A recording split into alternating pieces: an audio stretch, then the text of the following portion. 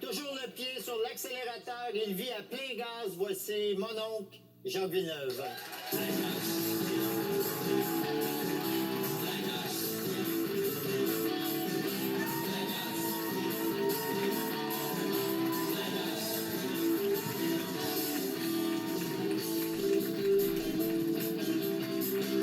Jacques Villeneuve, bienvenue à Tout le monde en parle. Merci, mon cher. C'est officiel, après plus de 40 ans de carrière en course automobile et en motoneige, vous accrochez définitivement votre casque. Vous avez eu un accident il y a 2 semaines, c'est la raison pour laquelle vous n'êtes pas entré en marchant. Et vous aviez une caméra sur la motoneige. Manon, montre-nous l'accident. Pour vous expliquer un peu ce qui se passe, c'est que 2-3 tours avant le départ de la course, Oui. mon moteur a dératé. Il y a une bougie qui ne fonctionne pas. Fait que ça ne veut pas rouler à plein régime. Là, c'est que le premier droit, ça fait, mettons, 155 km. Le deuxième, il en fait 160. Et le troisième, 160 et quelques kilomètres. Puis là, j'ai tourné un petit bretard, un brain failure, comme on dit. Je me suis ramassé dans les balles de foin. Le côté où mon pied droit est accroché, s'est fait effoirer un petit peu. Puis la jambe a dû coincer là-dedans. Puis ça a cassé le gros sens en 2-3 petits bouts. En haut de la cheville. J'avais peur à la cheville. Je me suis retourné à la maison en même. À l'hôpital, j'ai pas voulu y aller aux États-Unis, parce que ça coûte très cher, malheureusement, bien souvent. J'ai embarqué le truck, j'ai chauffé le truck jusqu'à la maison. Puis, Pouvez-vous parler moins vite en allemand? La vitesse française, c'est je parle québécois, je parle très vite. Excusez-moi, à mon québécois, à mon air, à moi. Je vais essayer de ralentir un petit peu. Non, faites pas ça. Il peut pas ralentir. J'embarque dans mon camion, je conduis un petit bout. Mon autre mécanicien conduit, puis après ça, j'ai fait le dernier 100 km jusqu'à la maison. Je rentre à la maison, je me couche. J'espère que ma cheville n'est pas brisée. C'est pas la cheville, c'est le pyramide. Le pyramide de grosseur, en tout cas. À 1 pouce environ de la cheville. J'avais beaucoup peur à la cheville, j'espérais que non.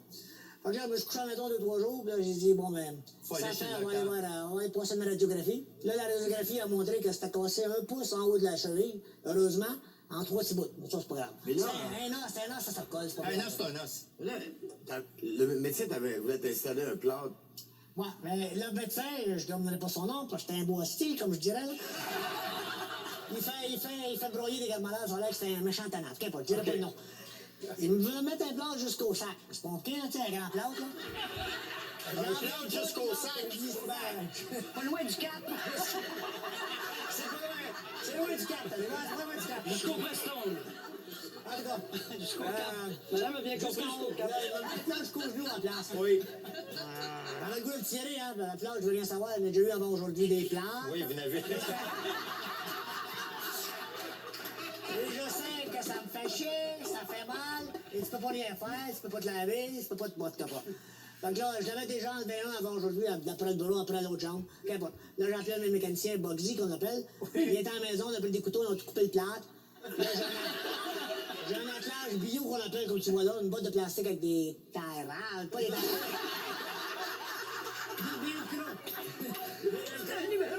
Mal, je peux l'enlever quand ça fait mal, et je l'enlève quand je me couche, et je suis bien. Ça va guérir un peu plus lentement, mais je m'en fous, c'est un os droit de la jambe. C'est pas grave, ça peut pas guérir mal, ça va guérir correctement. Mais Jacques, c'est pas la première fois que vous annoncez votre retraite. L'an dernier, vous l'avez fait. Ouais, l'année passée, elle a dit 99%. Là, c'est 99,99. Il reste un petit dixième. Mon épouse n'est pas d'accord avec moi. Céline est en quelque part dans une loge, je crois, là.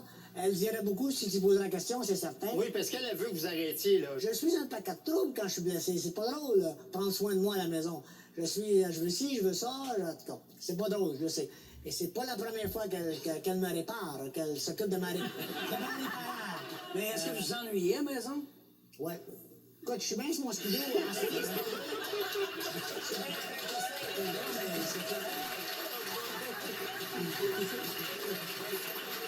suis bien en train de faire de la course. C'est ça. Mais votre frère Gilles Villeneuve, qui était votre aîné et qui a été champion du monde, est-ce que c'est lui qui vous a donné le goût de Gilles, c'était courir? mon idole, point final. Point final, c'est le meilleur gars dans ma vie, ce qui est de la course automobile ou quoi que ce soit.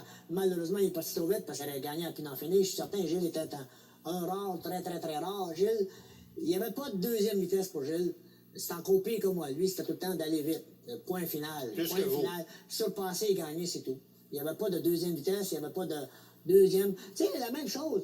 Finir deuxième, tu t'en rappelles pas. C'était le... Excuse-moi, je suis pas bon. C'était le deuxième animateur ou le troisième, on s'en rappelle pas autant que le premier, OK?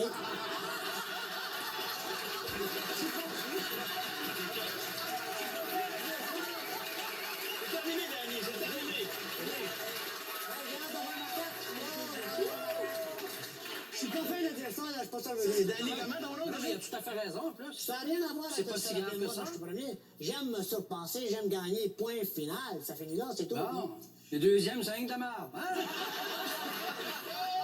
Le 8 avril 1982, votre frère Gilles est décédé en piste au volant de sa Formule 1 sur le circuit Zolder en Belgique. Comment vous avez réagi à la perte de votre grand frère? Ça m'a touché 6 mois après. Sur le moment même, non, je ne sais pas pourquoi. C'était de tenir la famille. Mon père, c'était pas la même chose. Mon père, ça a réagi plus tard. Moi, 6 mois après, à un moment donné, je suis en quelque part, je prends pas de bière, mais j'ai pris un petit verre de bord, n'importe. Puis là, j'ai appelé ma femme, j'ai embrayant, puis là, je suis arrivé à la maison. Bon, ralentir dans mon langage, excuse-moi. C'est pas la vitesse, c'est les syllabes pour moi.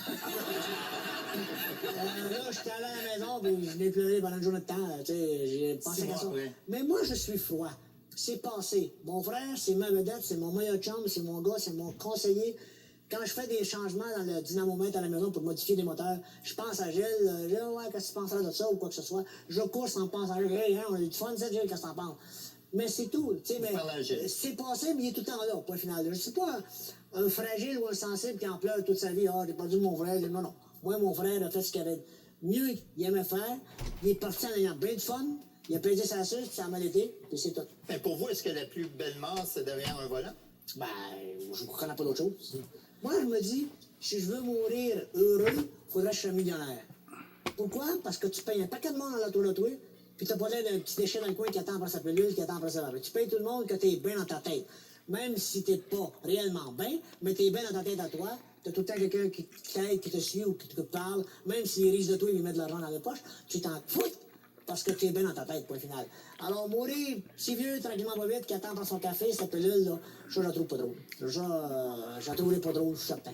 Durant votre longue carrière, en plus de la motoneige, vous avez fait de la course automobile. Vous avez, entre autres, eu un volant en Formule Atlantique, en kart et en Can-Am. En 81 et 83, vous avez tenté votre chance en Formule 1 sans pouvoir vous qualifier pour une course. Qu'est-ce qui n'a pas Moi, j'ai fonctionné? pas tenté ma chance. J'ai jamais été un maniaque sur la F1 comme mon frère l'était. Mon frère, il avait pas... Je sais pas. Je sais pas, oui. J'étais déjà marié. Gilles était déjà marié aussi. J'avais déjà pied à terre au Québec. J'avais déjà ma maison, mes affaires. J'avais connu des bonnes années en Formule Atlantique. Pour moi, le succès était au Canada ou au Québec dans ce que je faisais. Ça allait bien. Je voyais pas m'exiler en Europe. Et je venais d'essayer une Formule 3 pour des Italiens en Europe. Et il fallait que je parle italien, que je parlais pas l'italien du tout. La semaine d'après, il fallait que je cours absolument pour cette écurie-là, si ça faisait l'affaire. Et ça m'a pas intéressé. J'ai baqué. J'ai chienné, on va dire, peut-être, mais ça m'intéressait pas. La F1 me donnait pas ce gros feeling-là, comme je connaissais déjà courir dans la Formule Atlantique ou quoi que ce soit au Québec ou au Canada qui faisait mon affaire. Et j'étais le premier Canadien à gagner la première course d'un IndyCar en Amérique du Nord. Donc, je suis bien content de ça quand même si c'est rien d'extraordinaire. Ça a fait mon affaire. Là, vous avez eu un accident il y a 2 semaines. Vous en avez eu un il y a 2 ans au Grand Prix de Valcourt. On a des images. Encore là, vous avez frôlé la mort, maintenant? Ça dépend de laquelle. Je sais pas laquelle qu'on peut vous montrer. Il y en a un qui ralentit, là. Ouais, ben ça, le problème, c'est la personne avant de moi saisit son moteur le noir. Alors, je me fais frapper à 85 $ par une masse de 400 livres qui s'en vient. J'ai pas peur du connaissance sur le moment, sur la fraction même. Parce que tu vois ces vidéos que je tombe et je me relève ou prendre les poignets, après ça, c'est l'entendre. Y a-tu, à un moment donné, vous avez pensé, je suis mort? Non. Jamais. Si j'ai aucune mémoire de ça, je fais une commotion probablement, je m'en rappelle pas, à part les vidéos que je vois. Mais sur l'impact, l'hôpital m'a dit que j'avais toutes les côtes brisées, mais je trouve ça drôle, il me faisait pas mal, je tapais partout, puis ça me faisait pas mal. C'est ça que je trouvais drôle de ça. J'avais d'autres affaires, l'épaule, la jambe. C'est que cette jambe-là ici, elle était brisée il y a 3, 4, 5 ans. Là, il y a une pine en titanium en plein centre, avec une dans la hanche en même temps qui tient tous ensemble. Bon. Puis ça l'a croché un petit peu sur ça a l'air la pine. Oui. Puis la jambe avait recassé à 2 autres places. Ils ont réparé ça, ils ont mis ça droite.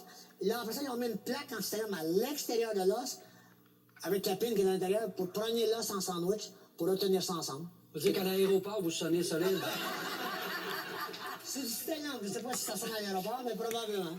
Votre bilan comme pilote de motoneige est remarquable. Parmi vos faits d'armes, Vous avez été 3 fois champion du monde à Eagle River et 3 fois champion du Grand Prix de Valcourt. Qu'est-ce que ça représente pour vous, ces Ben, victoires-là? le Eagle River, c'est comme l'Indianapolis en motoneige. C'est la plus grosse course mondiale de motoneige. C'est la plus importante à gagner. Je l'ai gagnée en 80, en 82 et en 86. Depuis ce temps-là, j'ai essayé de la gagner. J'ai fait des deuxièmes, des troisièmes.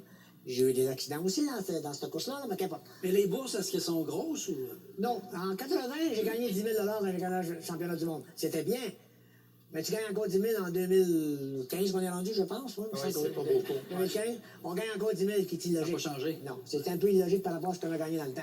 Dans le temps, ça valait 100 000 si on parle d'aujourd'hui. Mais je pense pas que ça m'a donné pour 100 000 de valeur dans ça non plus. Donc, faut pas penser à ça. En 1997, votre neveu et homonyme Jacques Villeneuve est devenu le premier Canadien champion du monde de Formule 1. Étiez-vous fier de lui? Oui, ben c'est certain. Écoute, c'est le gars de mon frère. Moi, pour moi, il était champion. Mon neveu, c'est comme mon fils pour moi, dans le sens. Lui, il ne le voit pas de même, malheureusement. Là. Je ne veux pas partir de bataille. Vous ne semblez pas bien vous entendre tous les deux? Non, mais on n'a pas le même fil. Moi, là, je pensais qu'aux courses. Je pensais qu'à peser sa suce, m'amuser et gagner. Bon, c'est simple. Et mon frère, c'est la même chose. Lui, non. Lui, c'est un métier. Lui, je veux pas être pas fin envers le monde qui pense que mon neveu est si bon que ça ou quoi que ce soit. Il est très bon, il a un bon talent, et c'est certain. Mais il l'avait quand il est venu au monde. C'est bien simple, il est venu d'un génie. Mon frère, c'est un génie. Il est venu de la descente de ça. Bon. Et je l'ai entraîné un bon bout de temps à sa jeunesse. Malheureusement, il a de la misère à se rappeler de ça quand on en parle de ça, mais qu'importe. Je l'ai entraîné un bon bout de temps dans ses premiers temps. Et c'est ça. Et c'est pas le même. Comment je pourrais dire ça? Non? Pas le même rapport. Il a un bon talent, mais il a toujours ça depuis. Il est toujours bon. Puis parce que toi, t'es le gars de Gilles Villeneuve, on va te donner les meilleurs outils, mais tu vas faire ce qu'il y a de meilleur que tu peux faire. Je veux pas partir de bataille là-dedans, mais c'est ça. Contrairement à mon frère Gilles, qui a tout créé ce qu'il y a eu. C'est ça. Mais êtes-vous encore en contact? Bon, ça fait 2 ans que j'ai pas parlé. Moi, Ah ouais? franchement, L'an dernier, on a appris, M. Villeneuve, que vous souffriez d'un cancer. Monsieur, c'était mon père. Moi, c'est Jacques. L'an dernier, on a appris, M. Jacques. Pas monsieur Jacques, tout court, point final. C'est pareil. Le seul respectueux dans la famille, c'était mon père. Le reste, là, c'est les bonnes qui aiment la vie. L'an dernier, on a appris, Jacques, que tu souffrais d'un cancer. Un cancer de quoi? Ouais, malheureusement, j'ai ça derrière la bédaine en arrière. Je peux pas te dire c'est quoi dans l'estomac en arrière, là. C'est pas opérable, malheureusement. C'était une assez bonne grosse patch. Quand le docteur m'a montré ça, il m'a dit que c'était 2,5 pouces par 1,5 pouce de gros. Un cancer que j'avais là, qui était pas opérable. Ils l'ont pas enlevé, il n'y a rien Malheureusement, enlevé. il était pas opérable. Le seul traitement, c'était la chimio. Et l'enlever la moelle épinière, la refaire ou la redresser, comme on veut dire, et la remettre. Ça, j'ai dit hors de question. On en mourir s'il faut, mais je veux rien savoir de me faire hospitaliser 3 semaines de temps et prendre ma moelle épinière. Ça prend 3 jours faire ça. Mais ton corps a besoin d'au moins 2 semaines à se réhabituer avec la moelle épinière qui a été refaite en neuf, comme on dirait. Oui, mais ça, c'est correct de faire ça, non? Donc, ça me tente pas. Hey, 3 semaines à l'hôpital, tu t'en tombé sa cravate. Là, Ça peut vous redonner 2, 3, 4, 5 ans, 10 ans de vie? Ouais, tu penses pas ça. Je pense pas que la vie va être dure quand même avec moi. Je veux dire, je pense pas. Je pense qu'elle a été bien fine, même si j'en ai abusé beaucoup. Oui, mais vous êtes encore jeune, là. C'est pas, je dis pas si vous avez eu 88 ans. Ouais, j'ai 28 ans la semaine passée. Mais non, mais ça existe pour ça, la médecine, non? Ouais, je sais bien, mais je sais pas. Je pense pas à ça. Je ne vois pas ça comme un problème. La chimio, pour l'instant, à date, a tout fait bien. Après 3 chimios, ça avait rapetissé de 50%. Après la dernière chimio, la 8e que j'ai fait fin novembre, ça avait rapetissé encore de 75%. Au lieu d'avoir une grosse patch, ça a 2, 3, 4 petites patchs. Là, j'ai dit, OK, là, on arrête ça là, parce que là, je fais de la motoneige cet hiver, j'ai pas le temps de m'amuser avec ça, la chimio, là. Puis, pas de temps à perdre avec ça, il faut que je prépare mes motoneiges. Bon. Oui, mais Jacques, si vous allez à l'hôpital, au pire, vous allez faire des courses de civière dans les On corridors. est pas rendu là. On espère que le mieux va aller avec les chimios et on espère, c'est tout. Entrevue, char.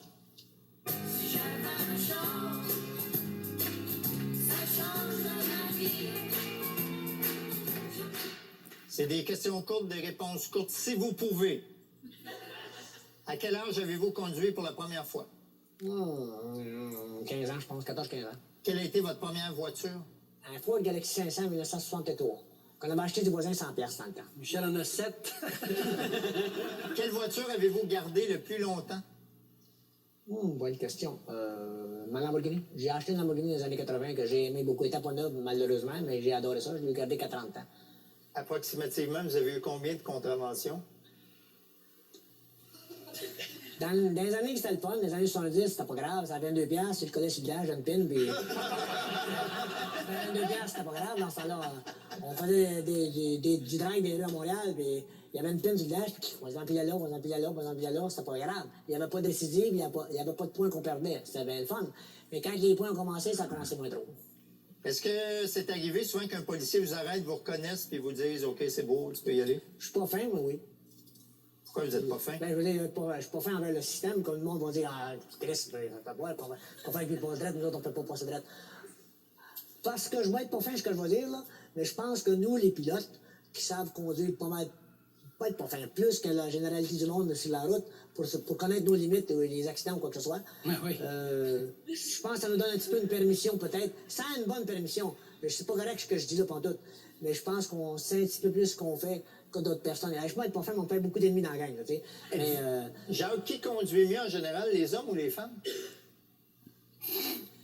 les hommes conduisent plus vite, les femmes plus sécuritairement, oui. Donc, les femmes conduisent mieux? Non, plus sécuritairement. OK, c'est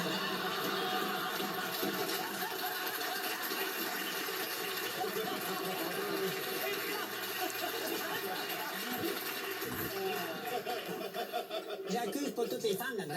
non. Certaines le savent beaucoup, mais la plupart le savent pas toutes. Mais pas qu'ils ne savent pas conduire. C'est qu'ils ne savent pas aller vite sécuritairement. C'est qu'ils vont aller à leur manière, point final, qui devient un problème pour les fous comme moi qui veulent peser sa suce. Sinon, on va risquer un peu plus parce que, pas à cause des femmes, à cause de bien du monde qui ne va pas vite. Là. Je veux dire, point final. Oui, c'est clair, c'est bien Ils font bien, précisé. ils sont corrects. C'est nous autres qui risquent, c'est tout. Voilà. Jean Villeneuve, c'est un plaisir de vous recevoir.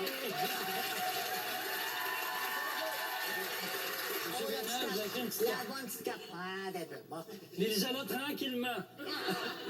Jacques Villeneuve, c'est l'histoire du gars qui avait un corps de Formule 1, mais qui était né dans un corps de skidoo. C'est bien, c'est bien, c'est bien.